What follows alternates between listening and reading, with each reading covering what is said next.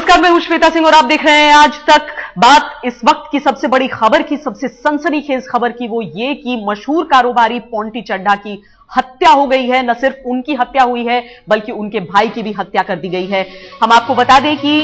लगातार जिस तरह की जानकारी आ रही थी, अब जो जानकारी आई है वो किस तरीके से इस पूरे मामले को देख रही है, वो ये कि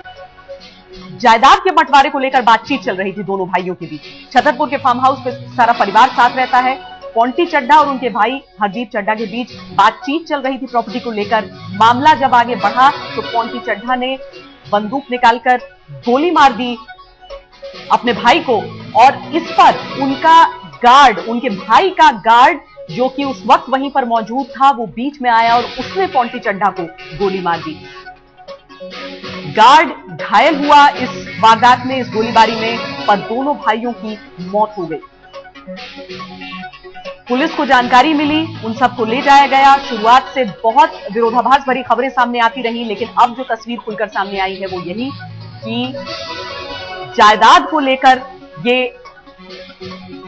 जायदाद के बंटवारे को लेकर ये बातचीत उन दोनों के बीच इतनी ज्यादा बढ़ी कि दोनों ने एक दूसरे के पर बंदूकें तान ली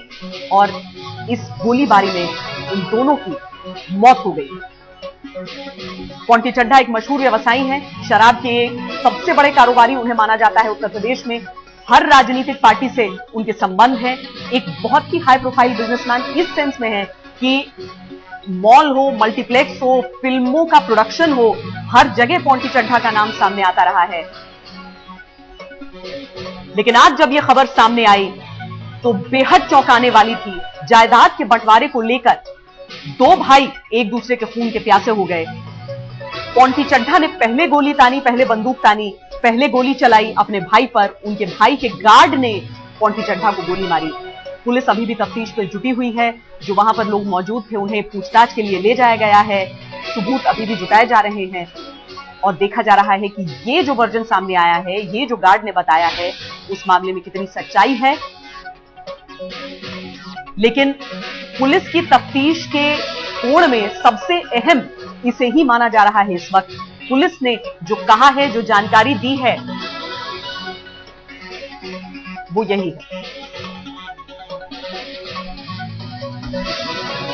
हमारे साथ हमारे वरिष्ठ सहयोगी शम्स ताहिर खान इस वक्त स्टूडियो में मौजूद हैं। शम्स, क्राइम को इतने सालों से आपने कवर किया है, इतने एंगल से उसे देखा है, ये जो मामला सामने है और ये जो उसकी वजह दी जा रही है आप जो पुलिस द्वारा, वो बात हजम हो रही है, वो बात समझ में आ रही है?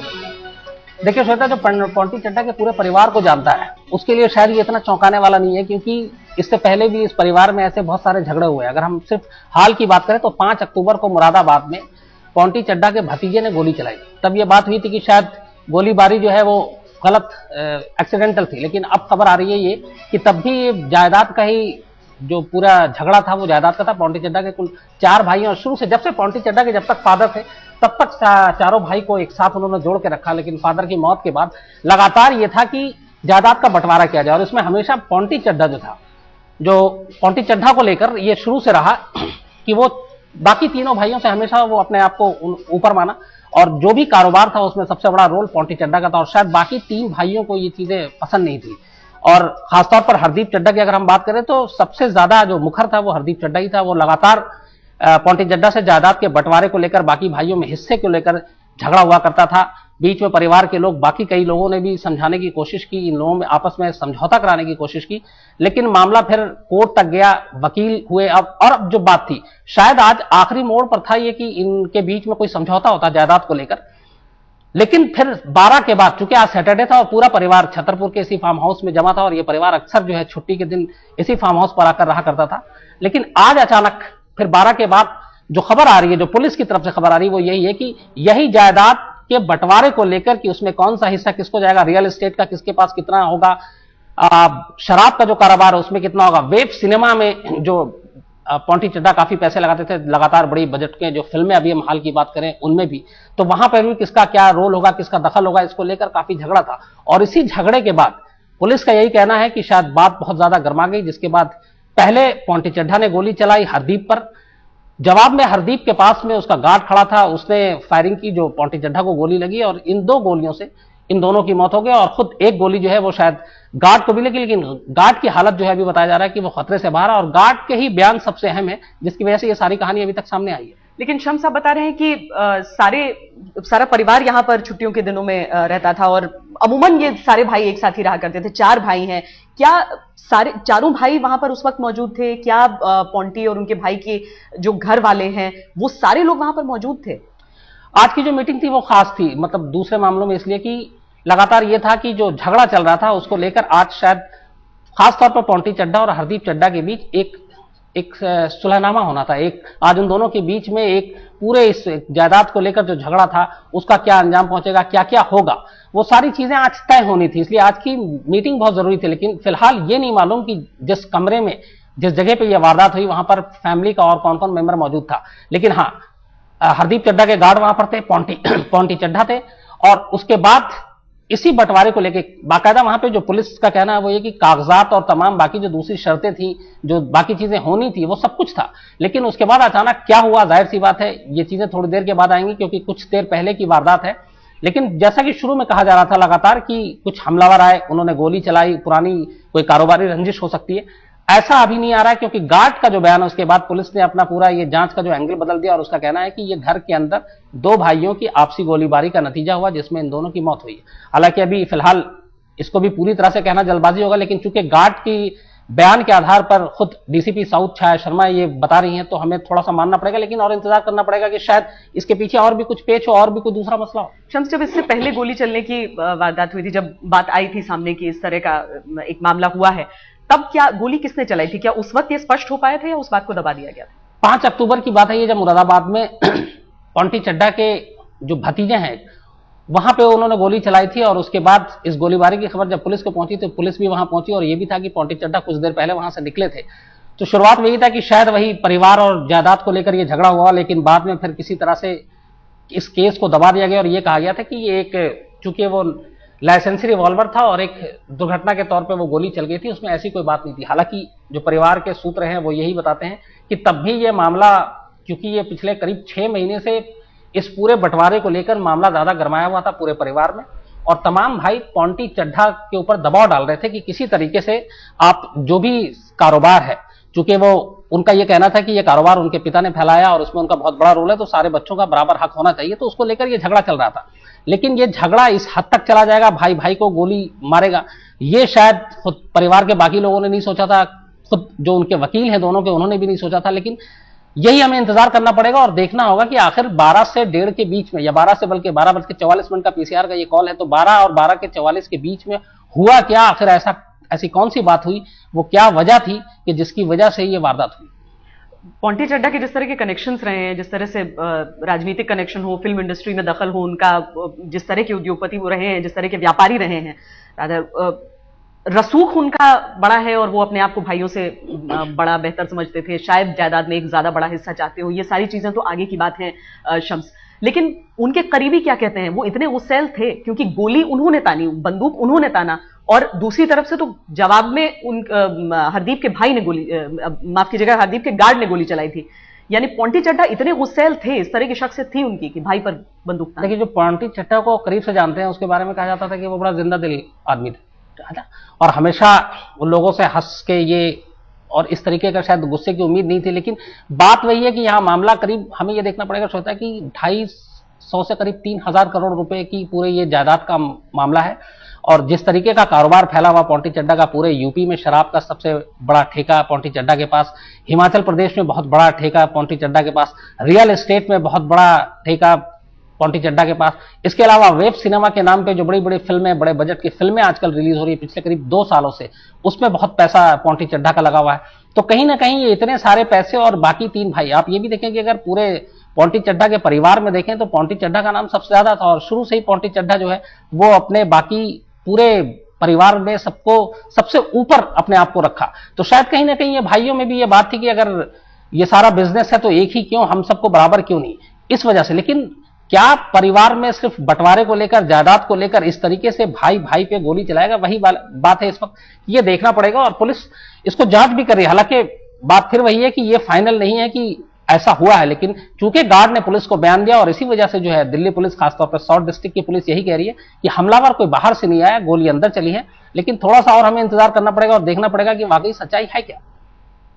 तो जिस तरह से ये मामला अभी सामने है शम्स, जिस तरीके से हम बता रहे हैं कि पुलिस ने अपनी तरफ से ये वर्जन दिया है, लेकिन जितने ज्यादा पैसे इन्वॉल्व हैं और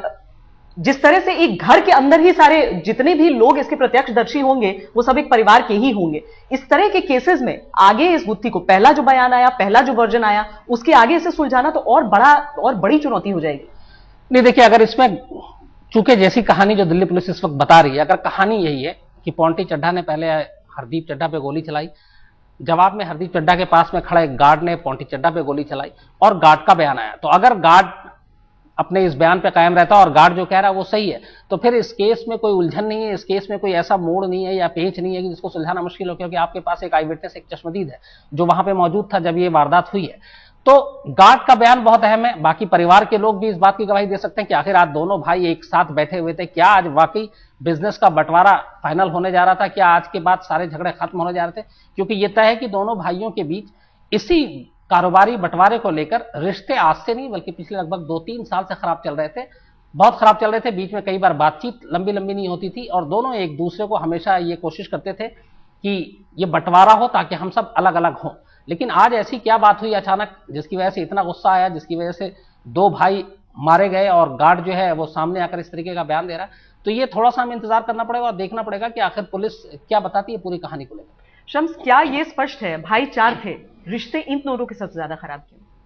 देखिए, एक चीज और है इसमें बहुत, कि पॉन्टी चड्ढा के बाकी भाई बहुत हमेशा लो प्रोफाइल रहे, उनके बारे में बहुत कम लोग जानते हैं। हमेशा पॉन्टी चड्ढा सुर्खियों में रहे, इसकी वजह शायद ये है कि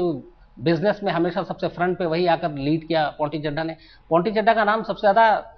2-3 जब शराब के सारे यूपी के जो ठेके लिए बहुत बड़ी बात थी ये, और लगातार कई साल तक चाहे सरकार यूपी में किसी की हो, पॉन्टी चड्ढा को ही ठेका मिलता रहता है, इस पे कई बार उंगलियां भी उठी। इसके अलावा जो mid day meal scheme government की थी यूपी में खासतौर पर, उस मिड डे मील स्कीम का भी जब टेंडर पॉन्टी चड्ढा को मिला था तब भी कई बार उंगलियां उठी और ये कहा गया कि इसके पीछे पहुंच है, नेताओं के साथ साठगांठ है। तो एक जो नेताओं के साथ लाइजनिंग, नेताओं के साथ घुसपैठ, उनके साथ दोस्ती और उसका बिजनेस को फायदा पहुंचाना, पॉन्टी चड्ढा इस चीज में बहुत माहिर थे और इसी वजह से पॉन्टी चड्ढा ज्यादा सुर्खियों में रहे, उनके भाई हमेशा पीछे रहे। हमारे साथ न्यूज रूम से हमारे संवाददाता धीरेन्द्र पुंडीर भी इस वक्त जुड़ रहे हैं। धीरेन्द्र, क्या पुलिस एक एंगल पर तफ्तीश कर रही है वो साफ है, लेकिन इसके अलावा भी कुछ ऐसे एंगल्स हैं क्या जिन पर ध्यान दिया जा रहा है? देखिए श्वेता, पिछले ये अगर बहुत ध्यान से इसमें खुद मैं कहूं कि 1 महीने पहले इन दोनों भाइयों के बीच में काफी बातचीत हुई, विवाद हुआ और इन सब में याद होगा एक बहुत बड़ी छापामारी हुई थी, जो इनकम टैक्स की रेड हुई थी। उस वक्त चूंकि ये सब राजनीतिक सर्कल में बहुत जाना हुआ नाम था, पॉन्टी चड्ढा को यूपी के पॉलिटिकल सर्कल में सबसे ज्यादा जाना हुआ नाम कहा जाता था। अब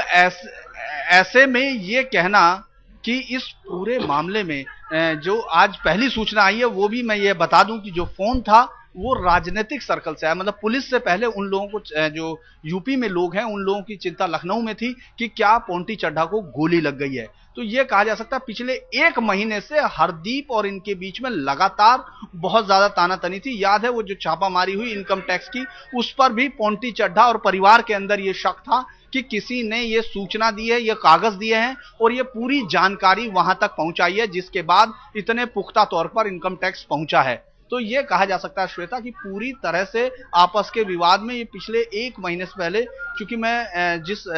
शख्स से मिल रहा था, हरदीप जो इनके भाई है, उस दौरान इनके बीच में मैं खुद उस एक पार्टी में था जिसमें उन लोगों के साथ बातचीत में उन लोगों ने बताया कि परिवार में इतना ज्यादा रिफ्ट है और उस रेड को लेकर भी और बाकी तमाम इनके जो टेके हैं, टेंडर हैं, उनमें किस भाई की कितनी हिस्सेदारी होगी, इसको लेकर पारिवारिक विवाद ही इसकी जड़ में है। श्वेता, तो पुलिस की पूरी जांच इसी पर आएगी, क्योंकि अभी कुछ ही दिन पहले आपको याद होगा चीनी मिल्स का जो पूरे यूपी में जो चीनी मिल का जो निजीकरण हुआ था, जिसमें मायावती ने जो सबसे ज्यादा हिस्सा आया था वो भी इन्हीं भाइयों के पास आया था, यानी पॉन्टी चड्ढा की कंपनीज को ही दिया गया था। ऐसा लोगों का कहना कि उस दौरान भी इन सब भाइयों में उस पूरे पैसे को लेकर कि ये कितना पैसा इसमें बाहर से दिया जाना है, कितना पैसा पंप होगा और व्हाइट में कितना पैसा होगा, ब्लैक का पैसा कहां जाएगा, उसको लेकर काफी ज्यादा बहस हुई थी। धीरेन्द्र, हम अपने दर्शकों को बता दें, कुछ और जानकारी निकल कर आई है, वो ये कि पॉन्टी चड्ढा को 6 गोलियां लगी, ये बताया जा रहा है। पोंटी के भाई हरदीप को 8 गोलियां लगी हैं। शम्स, पहले यह कहा जाना कि पोंटी चड्ढा ने अपनी तरफ से गोली चलाई, गार्ड ने जवाबी गोली लगाई, 8 गोलियां, 6 गोलियां। देखिए, जाहिर सी बात ये चौंकाती है। हालांकि यहाँ अभी आप बताऊं कि इन दोनों भाइयों के पास लाइसेंसी रिवॉल्वर है, हाँ। ठीक है, लेकिन एक रिवॉल्वर से एक साथ 6 गोली चलती है। अब ये इतनी सारी गोलियां या ये कैसे लगी हैं, क्या लगी, वही मैं कह रहा हूं कि इस वक्त हमें थोड़ा सा इंतजार करना पड़ेगा कि आखिर दिल्ली पुलिस बताती क्या है, क्योंकि सारे बयान अब तक जो आ रहे हैं वो गार्ड के, हरदीप जो है उसके गार्ड के बयान के बाद ये शुरुआती सारी चीजें सामने आई हैं। लेकिन एक्चुअल में उस कमरे में उस वक्त क्या हुआ, 12:44 से 1:23 के बीच में कौन कौन लोग थे, परिवार के और कोई वहां पे मौजूद था कि नहीं था, ये तमाम चीजें जाननी पड़ेगी। और जाहिर सी बात है कि दिल्ली पुलिस थोड़ी देर में इसको सारा क्लियर कर देगी, क्योंकि ये एक घर के अंदर की वारदात है और वहां पे बहुत ज्यादा लोग नहीं है, परिवार के और भी लोग होंगे, कुछ विटनेस भी होंगे और सबसे बड़ा विटनेस गार्ड है। तो हमें थोड़ा सा इंतजार करना पड़ेगा कि आखिर ये हुआ क्या, और इतनी सारी अगर गोलियां चली हैं तो जाहिर सी बात है कि मामला बहुत ज्यादा ही वहां पे एक तरह से रौद्र रूप लिया हुआ होगा। और ये भी समझ में आ सकता है कि सिर्फ गुस्सा नहीं हो सकती उसकी वजह, अगर 8 गोलियां, कौन सा हथियार है, 8 गोलियां दागी गई हैं हरदीप पर। पोंटी चड्ढा ने अगर वाकई बंदूक तानी थी, गोलियां चलाई थी, 8 गोलियां भाई को, और उसके बाद जवाब में पूरी की पूरी बंदूक खाली कर दी। यही चीजें देखनी पड़ेंगी कि क्या सिर्फ पोंटी चड्ढा, हरदीप और गार्ड उस वक्त कमरे में मौजूद थे जहां यह वारदात हुई, या फिर बाकी लोग थे, परिवार के और लोग थे, या फिर इन लोगों के भी, क्योंकि ये हमेशा गार्ड के साथ चला करते थे, बाकी भी लोग इनके साथ हुआ करते थे, तो कितने लोग थे, क्या थे, ये सारी चीजें देखनी पड़ेगी। इस वक्त श्रद्धा, अगर धीरेन्द्र सुन रहे हैं हमें, तो धीरेन्द्र आपसे जानना चाहेंगे, आपने भी जिक्र किया था करीब कुछ दिन पहले जो पोंटी चड्ढा के तमाम उस पर रेड मारी गई थी, शुरुआत में आई थी करीब 150 से 200 करोड़ तक की बात आई थी। हालांकि बाद में ये बिल्कुल जो है नीचे गिर गया और काफी कम दिखाया गया इनकम टैक्स के जरिए। ये भी तब उंगली उठी थी कि शायद मैनेज कर लिया गया है, और तब भी ये उंगली उठी थी कि हाँ, किसी परिवार के आदमी ने ही मुखबिरी किया और उसके बाद ही रेड पड़ा। हालांकि लोग ये भी हैरत में थे कि पोंटी चड्ढा के यहाँ कैसे रेड पड़ सकता है, क्योंकि तमाम लोग जानने वाले, और पोंटी चड्ढा जो है वो ऐसे लोगों को मैनेज करना भी बहुत अच्छी तरीके से जानता था। दौरान हुई थी छापे के, क्योंकि जब पोंटी चड्ढा पर उसके उस चेस्ट पर यह कहा गया कि यहाँ इसका मनी चेस्ट है, और इसके तुरंत बाद जब वो नहीं मिला, ये इसमें अंदर डिपार्टमेंट के अंदर भी बाकायदा इंक्वायरी हुई, सारी चीजें हुई, लेकिन जो अंदर की बात थी वो ये थी कि सूचना इतनी स्पेसिफिक थी, बाकायदा कैश के आने का समय, कैश के वहां रखे जाने का समय वो इतना सही बताया गया था कि बाद में जो इनके परिवार के अंदर डिस्प्यूट हुआ, जिसमें कुछ लोग बाहर के भी शामिल हुए जिन्होंने इसको सुलझाने की कोशिश की, काफी लोग थे, चूंकि ये पॉलिटिकली बहुत ताकतवर लोग माने जाते हैं यूपी में, और इनका पंजाब और हिमाचल, यहाँ सब इनको काफी ताकतवर शख्स के तौर पे जाना जाता है, इसलिए कई पॉलिटिकल लोगों ने इसको सुलझाने की भी कोशिश की, लेकिन उसमें एक ही बात बार बार कही गई, जो मतलब 1 महीने पहले मैं इनके जिस आदमी शख्स से मिला था, उसने कहा कि परिवार में कहा गया कि पोंटी को चोट पहुंचाने के लिए परिवार के ही किसी शख्स की दी गई सुपारी है, जो सरकार को जो इतनी सीधी सूचना दी गई। शम्स, धीरेन्द्र, एक और भी चीज यहां पर आती है कि अगर हम बात करें सिर्फ 5 साल पहले तक की, 5 या 6 साल पहले, पोंटी चड्ढा की तब एम्पायर इतना बड़ा नहीं था, पोंटी चड्ढा तब इतना बड़ा नाम नहीं हुआ करता था। शुरुआत हुई एक शराब के ठेके से, लेकिन उसके बाद जिस तरीके से रियल एस्टेट, फिर बॉलीवुड में भी छोटी मोटी नहीं बल्कि बहुत बड़ी बड़ी फिल्में, फिर पूरा एक वेब सिनेमा का साम्राज्य खड़ा करना, तो ये सारी चीजें इतने कम वक्त में कुछ शक और सवाल पैदा नहीं करती। देखिए, पोंटी चड्ढा की जितनी तरक्की तेजी से हुई, उसमें राजनीतिक हलकों का बहुत बड़ा योगदान माना जाता है। ये लगातार विवादों के साथ रिश्ता रहा, चाहे वो बाल पुष्टाहार स्कीम हो जिसको लेकर हाईकोर्ट में गए, किसमें घोटाला है, चाहे आप इनका सबसे पहला, जो शम्स में बता दूं कि ये क्रशर के बिजनेस से थे, गन्ना क्रशर सबसे पहला इन्होंने लगाया था, जो मुजफ्फरनगर और उसके इलाके में था, कानपुर के, सबसे पहला क्रशर इन्होंने लगाया था। इसके फादर जो पोंटी चड्ढा के, तो वो क्रशर लगाते थे और गन्ने के व्यापार यानी चीनी के व्यापार से जुड़े थे, इसीलिए शुरुआत में खुद पोंटी चड्ढा ने भी इसी तरह की वो किया, लेकिन उसके बाद राजनीतिक हलकों में अपने रसूख को धीरे धीरे बढ़ाया, और आप देखेंगे कि हर सरकार के साथ पोंटी चड्ढा के बिजनेस का सितारा बुलंद होता चला गया, और वो ग्रुप 3-4 हजार करोड़ से ऊपर पहुंच गया, जिसके पास वेव आया। आपने देखा होगा जब मायावती सरकार के वक्त में भी वेस्टर्न यूपी और यूपी के तमाम शराब के ठेके पोंटी चड्ढा के पास थे, पोंटी चड्ढा की कंपनी के पास थे। उस वक्त ये बाकायदा कहा गया कि जबरन वसूली हो रही होगी।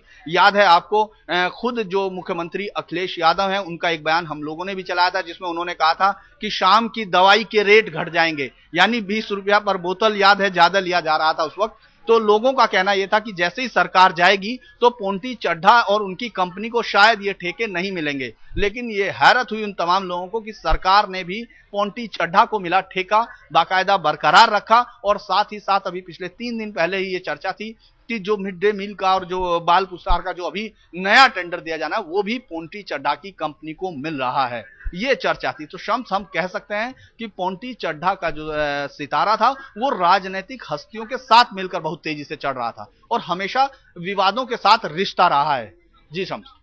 धीरेन्द्र, यहाँ पे एक और बात है, जिस तरीके से हम बात करेंगे सिर्फ पोंटी चड्ढा के बाद अगर जो दूसरा नाम था हरदीप चड्ढा, जिनकी भी आज मौत हो गई, ये बात जग जाहिर थी कि इन दोनों भाइयों के बीच में लगातार जायदाद के बंटवारे को लेकर झगड़ा चल रहा हो। सबसे ज्यादा हरदीप इस चीज को लेकर मुखर था, वो चाहे शराब के ठेके में हिस्सेदारी हो या फिर वेब्स में सिनेमा में हिस्सेदारी हो या फिर जो चीनी का आपका मिल बता रहे हैं और या फिर जो बाकी इनके सारे बिजनेस हैं वो यूपी में हो या फिर पंजाब में या हिमाचल प्रदेश में।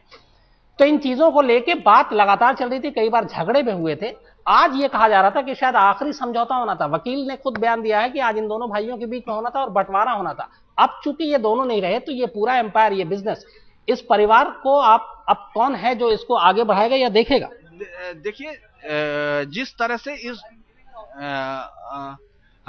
तरह से शम्स इस पूरे परिवार का जो रिश्ता था उसमें पोंटी चड्ढा और उसकी जो मेन फैमिली, जो बच्चे और बेटी के जिसकी शादी हुई थी, याद होगा, उसमें ज्यादातर जो हमारी जानकारी थी, ये 1 महीने पहले जब हम लोग मिले थे उस वक्त की जानकारी थी कि लीगली वो तमाम एम्पायर पोंटी चड्ढा के पास था। ज्यादातर ताकत और पूरे जो बोर्ड ऑफ डायरेक्टर में पावर होती है वो तमाम पावर पोंटी चड्ढा के पास थी और यही विवाद की जड़ थी। पूरे विवाद में यही था कि पोंटी हर बड़ा फैसला, हर पैसे का ट्रांजैक्शन वो खुद जानते थे। और जो बात मैं कहूंगा कि जिसका सबूत नहीं मिलेगा और जिसको लेकर इनके भाई काफी वो थे और जिसको लेकर पोंटी भी बहुत चिंतित थे, इनके भाई हरदीप, और उनका कहना यह था कि उनके पास इनके वो तमाम चिट्ठे हैं, कच्चे चिट्ठे हैं, जो वो जब चाहें तो इनको साया करके नुकसान पहुंचा सकते हैं। ये बात मैं आपको चूंकि इस तरह कह रहा हूं कि इसका कोई अब कोई हरदीप के जाने के बाद कोई सबूत नहीं रहेगा, लेकिन ये बात साफ थी कि हरदीप इसलिए पूरी तरह वोकल था। उसका कहना यह था कि इन्होंने लीगली किसी दूसरे भाई को इतना पावरफुल नहीं रखा कि वो कुछ भी अपना फैसला ले सके। पूरे ग्रुप में पूरा फैसला वो लीगल पोजीशन जो बता रहे थे, चूंकि अभी तो डॉक्यूमेंट्स इनके वकील साफ करेंगे, लेकिन जो बातचीत है, जो मेरी खुद की बातचीत थी, उसमें ये बातचीत थी कि इनके पास लीगली पावर नहीं है और वो सिर्फ अपने उनके भाई होने का एक बस उनके नाम था। बाकी तमाम जो ताकत है, जो इकोनॉमिक पावर है, जो बाकी तमाम ताकत है, वो पोंटी चड्ढा के हाथों में थी। जी शम्स। धीरेन्द्र, इस वक्त एक पोंटी चड्ढा के करीबी हैं जानने वाले जिन्होंने कुछ जानकारी भेजी है, वो यही है कि नोएडा, अगर हम बात करें सेक्टर 37 सिटी सेंटर के ओनर, वेब ओनर, प्रॉपर्टी इनकी Himachal, Haryana, Delhi, UP, Punjab, big liquor syndicate, पूरे यूपी में सबसे बड़ा लिकर जो सिंडिकेट है वो पोंटी चड्ढा का। इसके अलावा हरियाणा में प्रॉपर्टी जो है इनकी वो विदेशों में भी बहुत सारी है। और सबसे जो अजीब सी एक बात है कि अगर हम बात करें कि प्रॉपर्टी को लेकर ही भाइयों में झगड़ा था, और जो एक इन दोनों भाइयों के बीच की बात वो ये है कि ये दोनों एक ही घर में रहते थे और एक ही किचन इस्तेमाल करते थे, आज तक दूसरा किचन इस्तेमाल नहीं किया। लेकिन उसके बावजूद आप देखें तो बंटवारे को लेकर,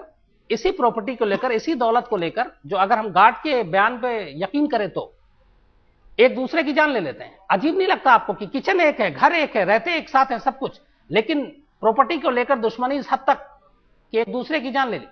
देखिए शम्स, इनके जो रिश्ते थे, इनके फादर के होते वक्त तक, पिता के होने वक्त का कुछ दिन पहले जब इनके पिता की मौत हुई थी, उस वक्त भी ये कहा गया था कि क्या ये परिवार अलग होगा। अगर इनका मुरादाबाद का आप पैतृक परिवार देखें तो पैतृक घर देखें तो उसमें भी बाकायदा सब भाइयों के अलग अलग कमरे, लेकिन वो पूरा कैंपस एक है, वो पूरा बड़ा घर है। शुरुआत में छोटा घर था लेकिन बाद में खरीदा गया, बड़ा किया गया और पूरा परिवार एक साथ रह रहा था। जिस तरह ट्रेडिशनल परिवार रहते हैं उस तरह ये परिवार था। लेकिन किसी को भी, हालांकि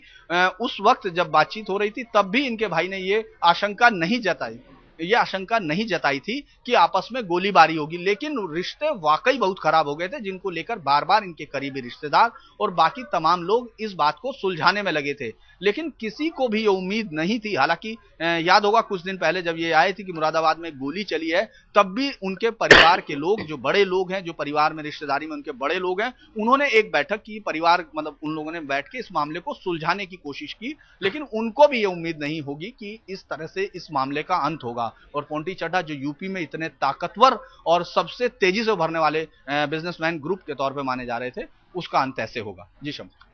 यहां पर एक और चीज है शिवेंद्र की, आप लिकर का धंधा छोड़ दें, आप प्रॉपर्टी डीलिंग में बहुत बड़ा हिस्सेदारी रही, मतलब बहुत तेजी से फैला पोंटी चड्ढा का पूरा जो कारोबार था। लेकिन जो सबसे चौंकाने वाली चीज थी, अचानक अगर हम पिछले 3 साल की बात करें, तमाम अगर हम भरत शाह के दौर की बात करें, एक जमाने में बॉलीवुड के बहुत बड़े प्रोड्यूसर माने जाते थे भरत शाह, उसके बाद जिस तेजी से पोंटी चड्ढा, जब वेब सिनेमा की बुनियाद पड़ी, उसके बाद जिस तरीके से फिल्मों में पोंटी चड्ढा के पैसे लगने शुरू हुए, बाकायदा फिल्मों में क्रेडिट लाइन में भी पोंटी चड्ढा का नाम आता, आप तमाम बड़ी फिल्मों के जो है उसमें देखें, तो फिल्मों की तरफ रुख, जाहिर सी बात है इस पे भी ये उठाता है कि शायद ब्लैक मनी को वाइट करने के लिए भी एक रास्ता, इसीलिए फिल्मों का रास्ता अपनाया उसने। जी शम्स, जो मैं आपसे बातचीत कह रहा था, जो मैं आपसे इससे पहले बात कहना चाह रहा था कि जिन चीजों के सबूत नहीं मिलेंगे, उनमें से एक चीज ये है कि किस तरह से बहुत बड़ा पैसा, बहुत बड़ा अमाउंट, जो खास तौर से आप और कुछ नहीं तो 20 यूपी की चीनी मिलें जो मिली थी, उस वक्त यह हल्ला हुआ था कि सिर्फ जिस चीनी मिल को 30 करोड़ में दे दिया गया, उसके पास लैंड की कीमत 400 करोड़ रुपए थी मार्केट के बीच में। तो बाकी का पैसा कहां गया, पैसा क्या हुआ? उस ब्लैक मनी के ट्रांजैक्शन को लेकर भी जो मेरी बातचीत थी, मैं आपको इशारा कर रहा था, वो उसी तरफ था। उस तमाम पैसे की जानकारी हरदीप को थी, इनके भाई को थी, और बाकी तमाम उस पैसे का, जो पैसा ब्लैक मनी का वाइट किया जा रहा था या उसको रूटीन में लिया जा रहा था, उसके ट्रांजैक्शंस को, चाहे वो मुंबई फिल्म इंडस्ट्री में लगाया जा रहा या विदेश में खरीदी गई प्रॉपर्टीज में लगाया जा रहा था, उस तमाम की जानकारी जरूर थी। जी, हालांकि उसमें कोई रिश्ता नहीं था, उनकी जानकारी नहीं थी, लेकिन उसको पूरा पैसा जरूर उसमें दिया जा रहा था, पूरा पैसे की जानकारी थी। और पोंटी चड्ढा ने वही पैसा, जो ऐसा कहा जाता है, इसका कोई सबूत ऑन रिकॉर्ड नहीं मिलेगा शम्स कि, लेकिन ये कहा जाता है कि जो मिल्स में, जो इसमें लीकर के धंधे में और उसमें जो ब्लैक मनी जनरेट हुई, वो मुंबई में कोशिश की गई कि उसको वाइट किया जा सके और उसको लगा के और इस पूरे मुंबई में भी अपना एक बड़ा मुकाम हासिल किया जाए। शम्स। शिवेंद्र, यहां पे एक चीज और है, माफ कीजिएगा, वो ये कि लगातार 3 साल से बंटवारे को, प्रॉपर्टी को लेकर, जो कारोबार है उसको लेकर दोनों भाइयों में रंजिश चली आ रही है, बातचीत तक बंद थी, रहते भी एक साथ थे, तमाम चीजें। जो वकील है उनका कहना है कि अब ये बिल्कुल आखिरी मकाम पर था, दोनों के बीच में समझौता होने जा रहा था और इसके बाद शायद अब ये सारा विवाद खत्म हो जाता, कि जो भी पोंटी चड्ढा का साम्राज्य है, चाहे वो लिकर से रिलेटेड हो या फिर प्रॉपर्टी से हो या फिल्मों से हो या चीनी मिल से हो या बाकी जो भी कारोबार है, उसके बाद इन दोनों के बीच में समझौता होना था और सब कुछ ये निपट जाना था। लेकिन आज अचानक होता है इसका उल्टा है, जब आज आखिरी मीटिंग, जो बताया जा रहा है कि इसी को समझौते को लेकर आखिरी मीटिंग होनी थी और उसमें ये सब कुछ हल हो जाना था, लेकिन वो हुआ नहीं।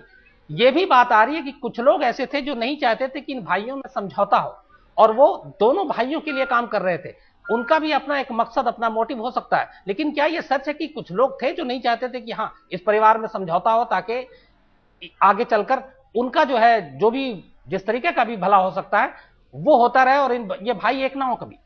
देखिए, हर बिजनेस एम्पायर में, और जो खास तौर से आप देखेंगे जिसके परिवार की बैकग्राउंड्स में बिजनेस इस तरह से बड़े नहीं हुए कि धीरे धीरे जिन्होंने बहुत तेजी से बिजनेस हासिल किया हो, तो उनके साथ कुछ लोग हमेशा ऐसे होते हैं शम्स, जिनको उन तमाम दोनों भाइयों के बीच के बंटवारे में फायदा होगा, क्योंकि दोनों के बीच में जो भी बंटवारा होगा वो किसी ना किसी पे आश्रित रहेंगे, बातचीत सीधी नहीं होंगी और हर डील में कुछ पैसा मिलेगा। इसलिए ये तो है ही, इस पूरे इसमें भी विवाद में होगा कि जिसमें कुछ लोग शामिल होंगे। लेकिन लगातार हरदीप को ये लग रहा था कि पूरी तरह से जो भी पैसा है, जो भी बात हो रही थी, वो व्हाइट में, मतलब जो मैं कहूंगा उस एम्पायर की बात हो रही थी शम्स, जो दिख रहा है।